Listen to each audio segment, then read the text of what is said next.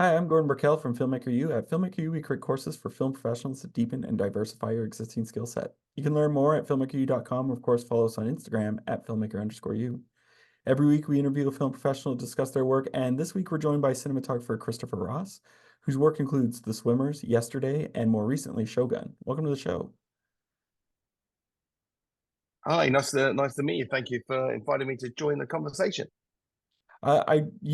You'd worked with Jonathan, the creator, on other projects. I'm wondering how your collaboration sort of started, how that relationship got created. Yeah, we've known each other for a long time. So I think it was 2009, 2010.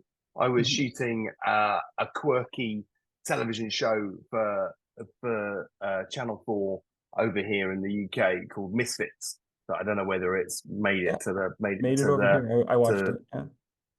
okay. So yeah, so I was shooting this show Misfits, and part of the Jay had just finished university and film school and was back in the UK and doing a few things, and he joined the Misfits team directing um, these sort of 5 minute short films that were going out as teaser trailers for Mm. the different characters, and it was for him it was really important that he got the vibe of the show in these little teaser trailers, uh, and the show itself was, I guess, I mean, in today's quirky lens and camera combinations, it's not very quirky at all. But in 2009, it was a little bit quirky. So we were using uncoated Xi super speeds, and Jay wanted to talk to me about those and blah blah. So anyway, we got chatting one day on set, and struck up a friendship. And then from that point on, whenever he had a gig, we would reconnect, and yeah, and sometimes I'd be lucky enough to shoot it. So we worked together on a season of the show Top Boy that won a BAFTA last weekend for its fourth season, I think it was, and Mm. um, and we worked together on a show called Trust that was also for FX. So yeah, we've known each other, I don't know, 15 years. So Wow. yeah, great friends and great collaborators. I think what attracted me to color correction was the fact that we were like the next stage of cinematography. And the creative side was huge, trying to understand what was wrong with an image, how to balance it, trying to understand how to let the tools do what you want them to do. Where else can the technology go? What else can we do? I'm very interested in trying to mold the image and create the best look possible. And whatever tools are out there, you want to try and latch onto them. I'm Eric Whipp, and this is my course on color correction.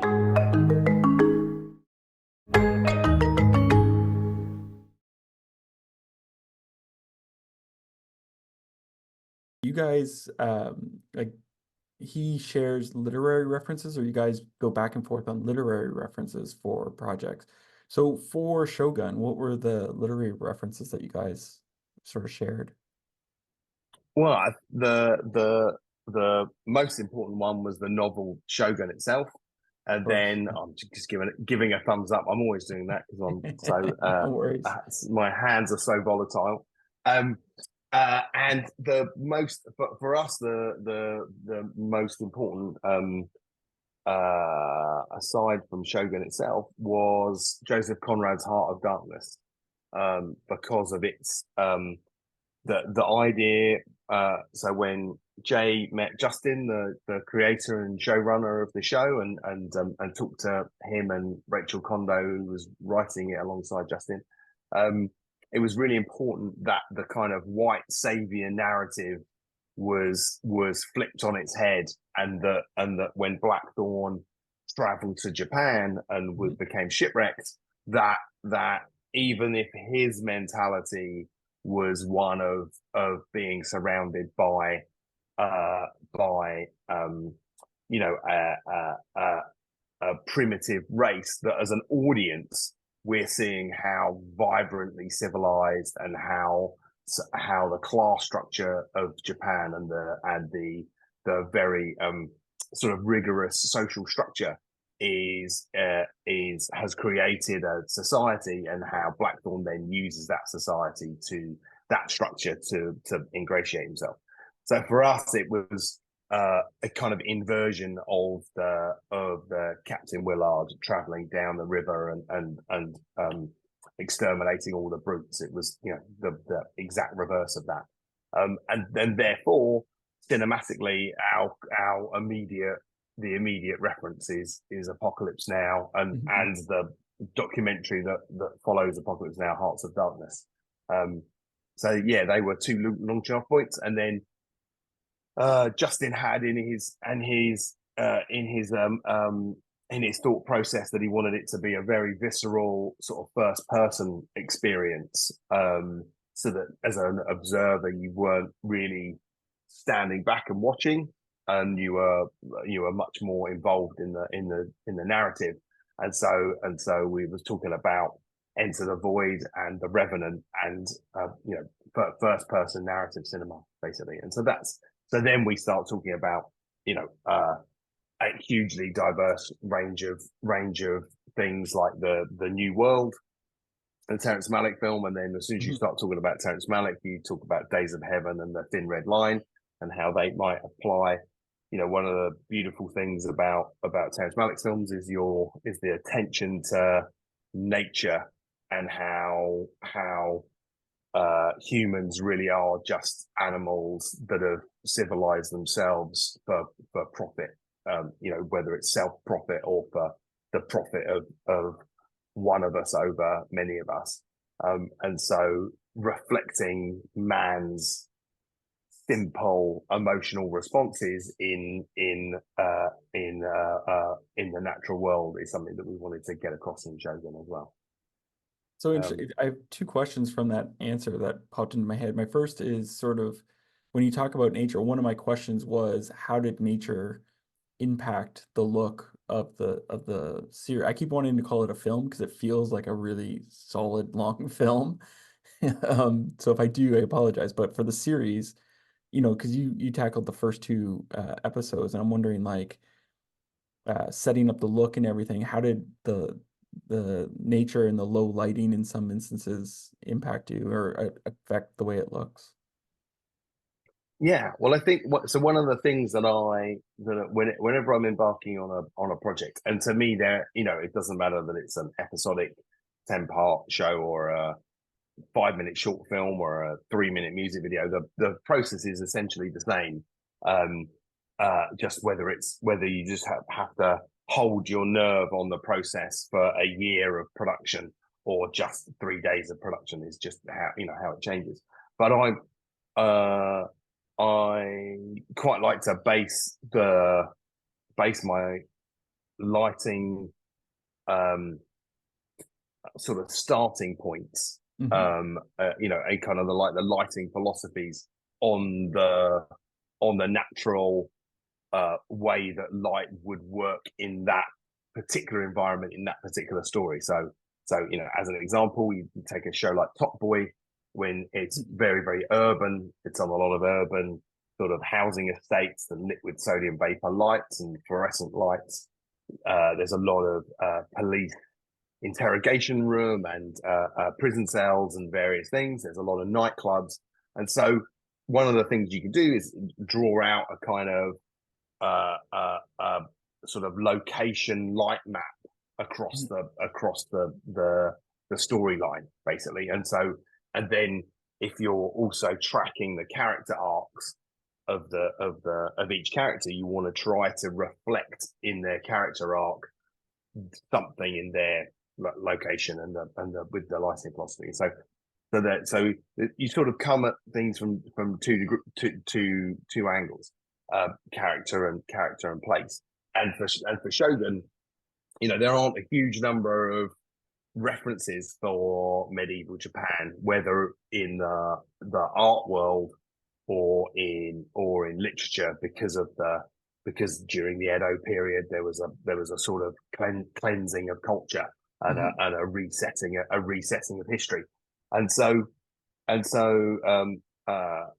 we had a great production designer, Helen Jarvis, and she had been working with the various historians and art historians and architectural historians for the previous year, talking about the the style of buildings and the layout of spaces and the fabrics and the textiles that would be on the walls and the floors and the windows, etc. And so, and when I came on board Shogun, it was very much a case of, right, what's the natural world environment that these buildings are found in, and what way do these buildings modify light? And so that was key to me, to bringing the natural world and the natural light of Japan into the space. And so for me, because also the story is set at a time where humans and nature were still very much in conflict. You know, in the 21st century, we very much sadly beaten nature back and are not influenced by, you know, on a daily basis, our lives aren't influenced by the trees that are surrounding us and hassling our land and making the plant life, making our lives difficult. But in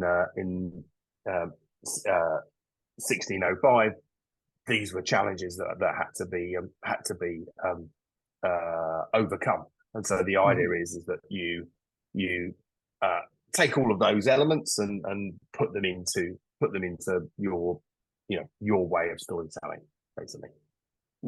So you touched on the architecture, and I know that this was shot in British Columbia mostly, and I'm wondering, they probably built the sets and what have you. So were you able to work with the set designer and everything to, with this knowledge of how the light works, sort of figure out ways to make the set a little more, I guess, welcoming to putting in modern day lighting? Or was it more you had it built exactly like it was and you sort of worked with what you had? So I guess a combination of the two. We filmed in Vancouver and Minati Bay, and Boulders, an array of amazing locations around the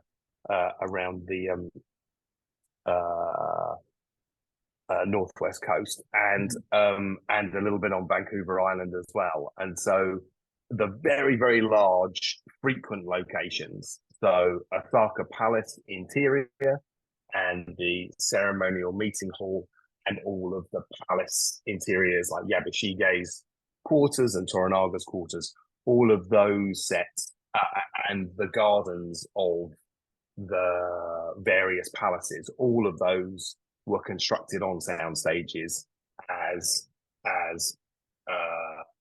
regular set interiors, and then the gardens were a sort of interior exterior lit as if it was exterior. And then the village and harbour locations were physical locations that had been scouted, that were I guess Osaka was less problematic than the village harbour, the lower Anjiro harbour.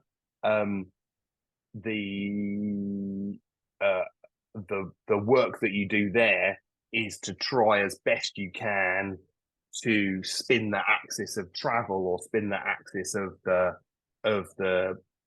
shooting, what you know are going to be dominant shooting directions, so that the sun path favors a certain direction. You know, in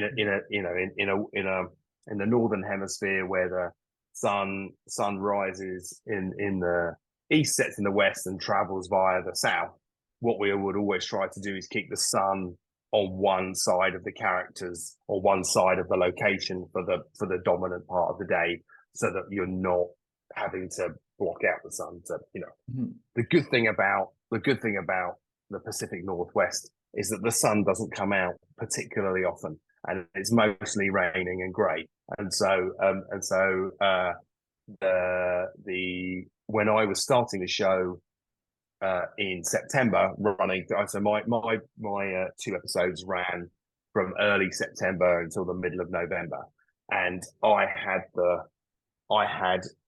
at least for the first probably 7 episodes, I had the lion's share of the sunshine. So I knew that I had a strong feeling about the look of Shogun, and that the look of Shogun should feel kind of smoky and grey. That was what I was determining. And so a lot of the work was done to work out how we could eradicate the sun or just have the sun as a backlight. So in the first couple of episodes, really the only sun is on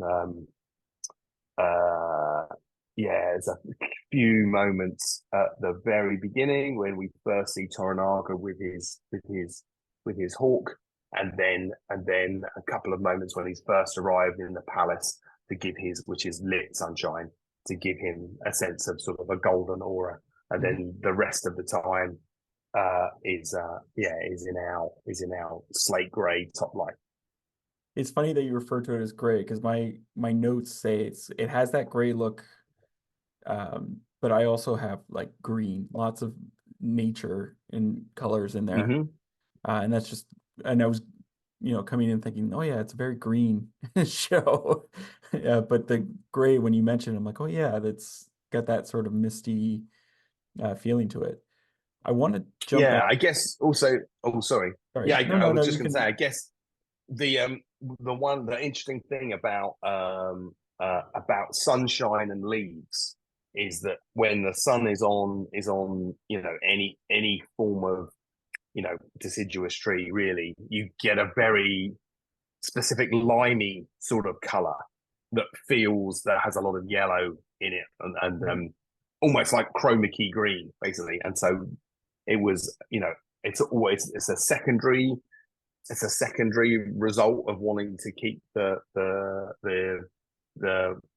portraiture looking modeled and a sort of soft contrast, like a soft contrasty light. But the consequences is the greens that you get from a grey sky have a density of green to them. They have no yellow whatsoever, which is the perfect kind of green to most cinematographers.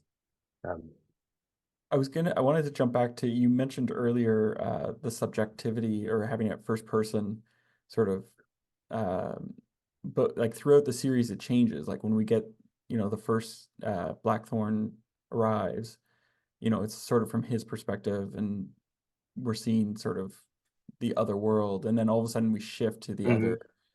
I'm wondering how did you have different lighting approaches for or looks, I guess, for each person's subjective view, or did you change it based on something else? Or it tended to be, from a lighting perspective, it tended to modify with the context of the scene. So not necessarily character, but if it as an example, when we're jumping into Blackthorne at night in the prison, it's lit by the firelight of the braziers on the outside, etc. So a lot of the lighting decisions are based more on the atmospheric of the scene content and the subtext than the character that's sort of under the gaze of the lens. And then what changes really is the kind of compositional choice of where do we place the camera in relation to the character. So the first person, the extreme version of first person narrative cinema is either Enter the Void is probably the greatest example of first person cinema, in that it examines three very unique first person perspectives of a run of time with a character. It's filmed by Gaspar Noé. It's not for the faint-hearted. It's a pretty extreme movie, but in terms of its photographic bravura, it is sort of a masterpiece. And then as a secondary masterpiece is the Revenant, which has a very first person, 12 to 16 millimeter lens right up front within Leonardo DiCaprio's sort of physical space, and it holds that gaze for the whole film. And now so we had a dilemma. Our dilemma was that so in The Revenant, there's only probably 20 lines of dialogue. There's a big scene between Tom Hardy and the Irish actor whose name I've forgotten, Gleeson, but other than that, there's very little dialogue. Whereas in Shogun, there's obviously a huge amount of dialogue and a huge amount of respectful distance that characters give each other because of the gestures of Japanese etiquette. And so one of the things that modifies is our position, the camera position to the protagonist, basically. So sometimes we are, when you are in Mariko-san's story, as an example, because you're clean of all other shoulders. You are on her eye line and she's looking sort of inside the matte box. And when we're photographing one of the other characters, it's over her shoulder, and therefore you're seeing her perspective. It's the same for Blackthorne. It's the same for Toranaga. So where the composition gets a little more complex is that we wanted to try to set up that alliances are formed and being traded, and so when characters aren't speaking, if they are allied with the character that's speaking, we'll include them in that character's close-up. So there was a lot of based on the seating of characters within scenes is a very complicated Japanese gesture. There's a protocol for how people sit in a room, and so from a blocking perspective, we would adhere to that protocol, and then from a compositional perspective, we would work out how to group shots together to create that alliance. Probably one of the smartest things I've ever done for my career. It gave me all the tools that I needed to be able to jump into a new career. Getting myself into a mindset, thinking like an editor, and being around people that I can talk to on that level was really invaluable to me. A lot of the things that I learned from that class, I still think about. I loved the classroom. I loved the computer stations. We built a sense of community. And it also instills a lot of confidence in you to take that and go out into the world. After I took the class, I felt very prepared to take the next step. I owe Manhattan Workshop the career that I have right now. Things have been going great, and I really have the Manhattan Workshop to thank for that.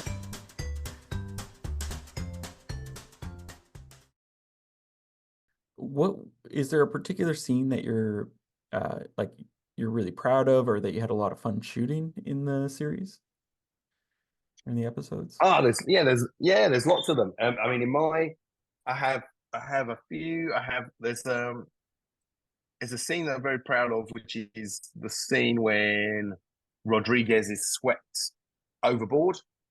And it's from an audience perspective, it looks pretty simple. They're on a boat, the camera's right in front of Blackthorne, the waves are sweeping in over the side of the galleon, and then suddenly all hell breaks loose, and Blackthorne has to grab a sailor that's about to fall overboard. Then he goes and guides the